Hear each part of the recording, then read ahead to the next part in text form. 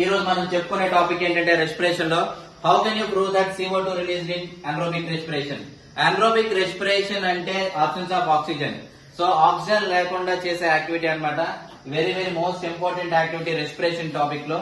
So యాక్టివిటీకి సంబంధించి first air ఏ విధంగా మనం anaerobic రెస్పిరేషన్ లో CO2 గానీ హీట్ అంటే టెంపరేచర్ గానీ ఆల్కహాల్ గానీ ఎలా రిలీజ్ అవుతుంది చెప్పే ఈ యాక్టివిటీలో ఫస్ట్ ఆఫ్ ఆల్ 2 టెస్ట్ ట్యూబ్లు తీసుకుంటాం. ఒక టెస్ట్ ట్యూబ్ లో గ్లూకోజ్ సొల్యూషన్, ఈస్ట్ సొల్యూషన్ లేదా ఫ్రూట్ జ్యూస్ ఒక పళ్ళ రసాన్ని తీసుకొని ఒక టెస్ట్ ట్యూబ్ లో పెట్టుకుంటాం.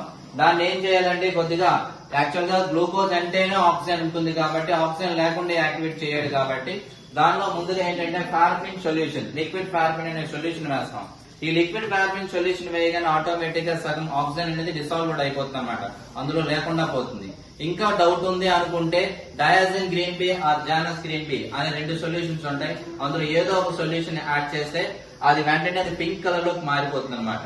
ఎప్పుడైతే పింక్ కలర్ లోకి మారిపోతుందో అందులో ఆక్సిజన్ లేదని ఐడెంటిఫికేషన్ మనం రావాలి. సో ఇలా వచ్చిన తర్వాత దాన్ని థర్మోమీటర్ ఒకటి పెట్టుకొని ఈ విధంగా కార్డ్స్ తో లోపల బయటికి గానీ బయట లోపలికి గానీ వెళ్లకుండా ఇలా ఫిక్స్ చేసుకుని దాన్ని ఒక డెలివరీ ట్యూబ్ తో యాడ్ చేసి అనదర్ ఒక టెస్ట్ ట్యూబ్ లో lime water or another name of bicarbonate solution ని ఫిక్స్ చేసి పెట్టుకుంటాం. ఇలా ఫిక్స్ చేసి పెట్టేసిన తర్వాత 1 or 2 hours అబ్జర్వ్ చేస్తే ఆటోమేటిక్ ఇక్కడ థర్మోమీటర్ పెట్టిన దగ్గర దీని థర్మోమీటర్ మెర్క్యూరీ లెవెల్ అనేది ఇంక్రీజ్ అవుతుంది. ఈ డెలివరీ ట్యూబ్ నుంచి ఒక గ్యాస్ అనేది రిలీజ్ అయ్యి ఈ లైమ్ వాటర్ లో కలిసి వైట్ కలర్ లో ఉన్నది మిల్కీ వైట్ గా మారిపోతుంది. ఇక్కడ ఉన్న ఇంకొక డెలివరీ ట్యూబ్ ద్వారా స్మెల్ చూస్తే అది ఆల్కహాల్ స్మెల్ అనేది రావడం జరుగుతుంది.